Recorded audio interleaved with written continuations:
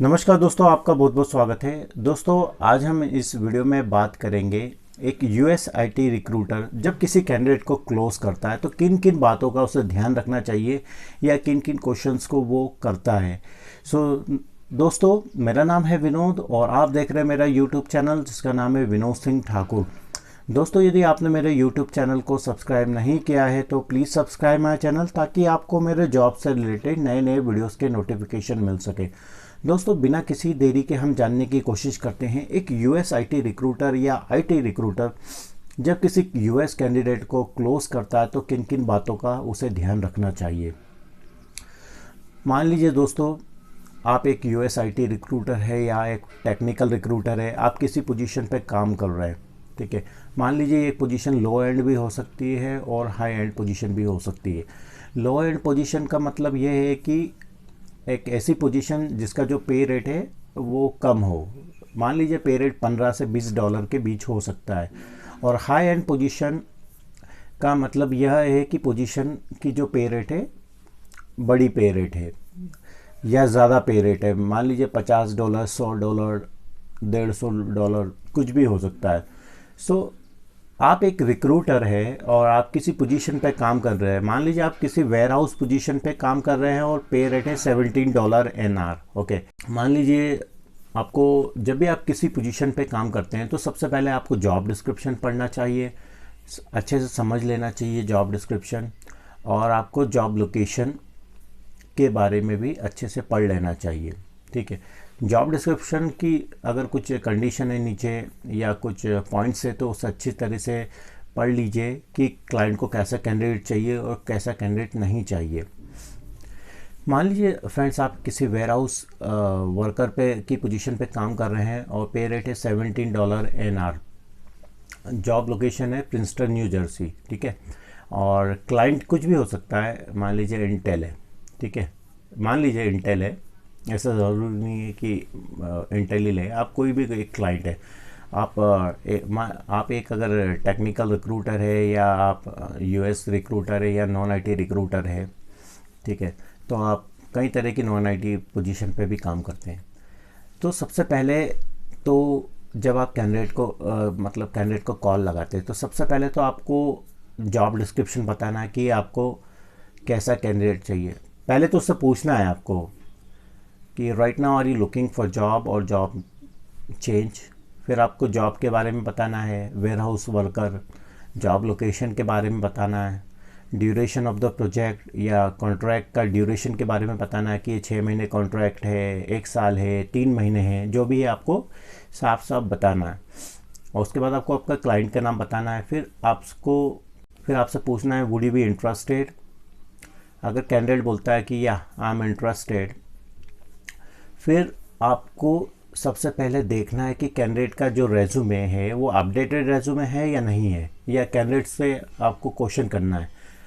Candidate को आपको बताना है कि आपकी लास्ट जॉब जो है, आपका जो रेज्यूमे है हमारे पास, फिर आपको जॉब के बारे में बताना है, लास्ट एम्प्लॉयमेंट के बारे में बताना है। फिर वेरीफाई करना है कि ये आपकी लास्ट जॉब है या प्रेजेंट जॉब है। अगर आपके पास अपडेटेड रेज्यूमे नहीं है, अगर आपके पास अपडेटेड रेज्यूमे कॉपी नहीं है तो सबसे पहले आपको अपडेटेड रेज्यूमे कॉपी मांगना है आपको। फिर क्लाइंट, जब आप कैंडिडेट से बात करते हैं तो सबसे पहले उसका ऑथराइजेशन पूछना है, वर्क ऑथराइजेशन पूछना है। क्या वो सिटीज़न है, ग्रीन कार्ड है, या अगर क्लाइंट आपको किसी वीज़ा, दूसरे वीज़ा के लिए अलाउ कर रहा है तो वो आपको पूछना है। तो आपको क्यों पूछना है कि जब भी आप कैंडिडेट सबमिट करते तो आपको मेंशन करना होता है कि ये सिटीज़न है, ग्रीन कार्ड है या कोई अन्य कोई वीज़ा है। आपको क्लाइंट का लोकेशन वेरीफाई करना है कि क्लाइंट की एक्चुअल लोकेशन क्या है। आपको जिप कोड, क्लाइंट्स मतलब आपको कैंडिडेट से जिप कोड लेना है। फिर आपको चेक करना है गूगल मैप में कि जो हमारा क्लाइंट है उससे हमारे जो कैंडिडेट की डिस्टेंस क्या है। मान लीजिए पे रेट $17 है और कैंडिडेट की जो डिस्टेंस है वो $30 माइल्स के ज़्यादा है, तो हमें ऐसे कैंडिडेट को क्लोज नहीं करना, चाहे कैंडिडेट इंटरेस्टेड हो। मान लीजिए अगर हम ऐसा कैंडिडेट को सबमिट करते हैं जो 30 माइल्स से ज़्यादा है, कैंडिडेट ने अभी तो हमें बोल दिया कि I am interested, very very much interest, very very interested for the job, मैं बहुत ज़्यादा इंटरेस्टेड हूँ, लेकिन जब कैंडिडेट का ऑफ़र आता है तो वो डिनाई कर देता है और बोलता है कि distance location is too far, okay, मैं ट्रैवल नहीं कर सकता। तो इसलिए हमें ऐसा कैंडिडेट को क्लोज करना है या सबमिट करना है जिसका डिस्टेंस कम हो, 20 माइल्स के अंदर हो, क्योंकि $17 में तो हमको मतलब क्लाइंट के जो लोकेशन है उसके आजू बाजू का ही देखना है। हम क्या $17 में अगर 30 माइल्स के बाहर जाएंगे तो बहुत ही हाई पॉसिबिलिटी है कि कैंडिडेट ऑफ़र को डिनाई कर दे। फिर हमें कैंडिडेट को ड्यूरेशन बताना है प्रोजेक्ट का, उसके बाद हमें जॉब रिस्पॉन्सिबिलिटीज़ बताना है, और हमें ये मतलब बैकग्राउंड इन्वेस्टिगेशन और ड्रग टेस्ट के बारे में बताना है कि after getting the job offer you need to background investigation और drug test, so are you comfortable? अगर कैंडिडेट कंफर्टेबल होता है तो ही हमें उसे सबमिट करना है। उसके बाद हमें लास्ट 4 डिजिट सोशल नंबर लेना है और पार्शियल डेट ऑफ बर्थ लेना है। पार्शियल डेट ऑफ बर्थ में सिर्फ डेट और मंथ ही आता है, या हमें डेट और मंथ ही लेना है। और मान लीजिए हमारा कोई कैंडिडेट है, अगर वो डिनाई करता है कि I am not comfortable with giving last 4 digit of social number, okay, so इसके बारे में मैं एक अलग से सेपरेट वीडियो बनाऊंगा, so don't worry about that. So हमें पार्शियल डेट ऑफ बर्थ लेना है और last 4 digit of social number लेना है। उसके बाद हमें वेरीफाई करना है उसकी हाईएस्ट कंप्लीटेड एजुकेशन, क्योंकि कई बार क्या होता है कैंडिडेट अपने रेज्यूमे में कुछ भी लिख देता है, तो वो कॉलेज जा रहा है, वो एसोसिएट कर रहा है या मास्टर कर रहा है, लिख दिया है। अगर हमने वेरीफाई नहीं करेंगे तो हमारे लिए काफ़ी प्रॉब्लम हो जाएगा। इसलिए हमें हाईएस्ट कंप्लीटेड एजुकेशन के बारे में वेरीफाई करना है। मान लीजिए उसने बैचलर लिखा हुआ है या कॉलेज लिखा हुआ है, पर वो तो हाई स्कूल कंप्लीटेड है, तो इसलिए हमें उससे पूछना है what is your highest completed education. इसके बाद हमें उससे उसकी इंटरव्यू अवेलेबिलिटी लेनी है, उससे पूछना है कि have you submitted your resume for this client for the job through any other agency. सबसे मेन क्वेश्चन यही है। अगर हम बात करें, हम जिस जॉब के लिए कैंडिडेट को बात कर रहे हैं या कॉल कर रहे हैं, warehouse worker Princeton New Jersey, so ऐसा ज़रूरी नहीं कि हम अकेले ही उसे फ़ोन कर रहे हैं। मार्केट में कई एजेंसियां हैं जिसके पास सेम क्लाइंट है और सेम जॉब है, सारे रिक्रूटर एक साथ फ़ोन करते हैं, ठीक है।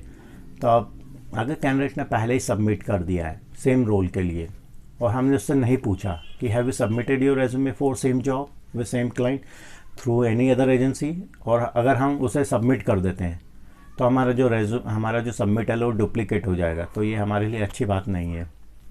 तो इससे हमें वेरीफाई करना है, कैंडिडेट को जॉब आईडी बताना है, क्या आपने have you submitted your resume for this job ID for through any other agency.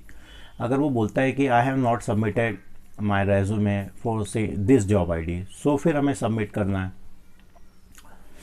फिर हमें थोड़ा सा जानने की भी कोशिश करना है कि कैंडिडेट की कम्युनिकेशन स्किल्स कैसी है या कैंडिडेट का इंटरेस्ट कैसा है जॉब का।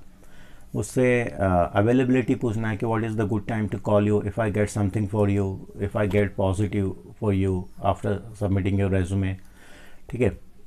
और उससे हमें और भी कुछ इन्फॉर्मेशन के बारे में पूछना, हमें उससे उसकी जॉब के बारे में पूछना, लास्ट जॉब के बारे में कि right now are you working और ऑलरेडी ओके और नॉट वर्किंग, ओके। अगर वो फुल टाइम पे काम कर रहा है तो उससे पूछना है कि what is the reason why you want to change your job full time to contract.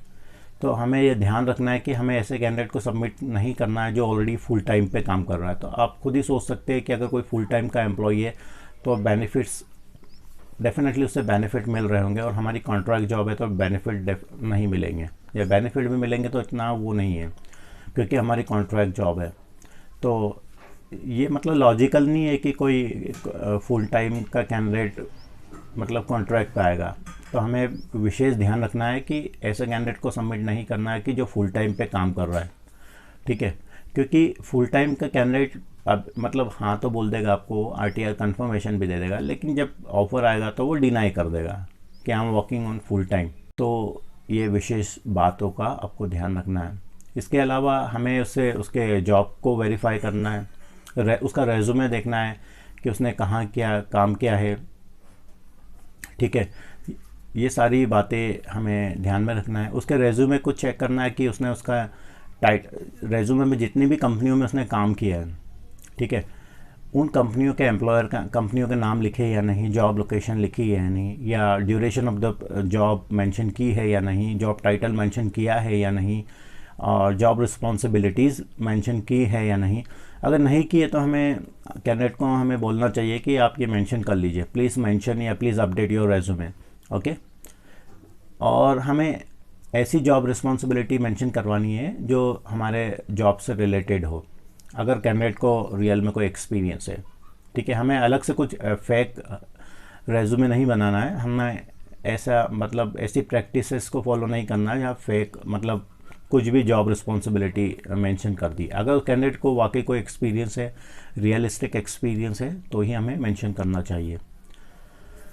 अब हमें क्या करना है, जब भी हम किसी जॉब के लिए कैंडिडेट को सबमिट कर रहे हैं तो हमें आरटीआर कंफर्मेशन लेना ज़रूरी है। अगर कैंडिडेट आरटीआर कंफर्मेशन देता है तभी हमें सबमिट करना चाहिए, अगर कैंडिडेट इंटरेस्टेड है तभी करना चाहिए, जल्दीबाजी में हमें कोई काम नहीं करना चाहिए, ठीक है। तो मेन बातों का तो हमें ये ध्यान रखना चाहिए, क्लाइंट का, कैंडिडेट का लोकेशन चेक करना चाहिए। हमें कई बातों का ध्यान रखना चाहिए कि सबसे पहले तो हमें कैंडिडेट के लोकेशन का ध्यान रखना चाहिए, वो क्लाइंट के 30 माइल्स के अंदर है या नहीं। अगर 30 माइल्स के ज़्यादा है तो हमें we should not submit candidate resume, because higher possibility है कि वो एक्सेप्ट नहीं करेगा जॉब ऑफर। हमने भी कुछ गलतियाँ की है जब हम एक जूनियर रिक्रूटर थे। हमें इन्हीं बातों का ध्यान रखना है। जब भी हम कैंडिडेट को कॉल कर रहे हैं तो हमें उसका लोकेशन वेरीफाई करना है और उसका पे रेट, अगर वो हायर पे रेट लास्ट में कमा रहा होगा तो लोअर पे नहीं जाएगा वो, ठीक है। तो ये सारी बातों का हमें ध्यान रखना चाहिए। आशा करता हूँ दोस्तों आपको ये वीडियो पसंद आया होगा। यदि आपको ये वीडियो पसंद आया तो please subscribe my channel, like and comment. अभी के लिए बस इतना ही, एंड थैंक्स फॉर वॉचिंग।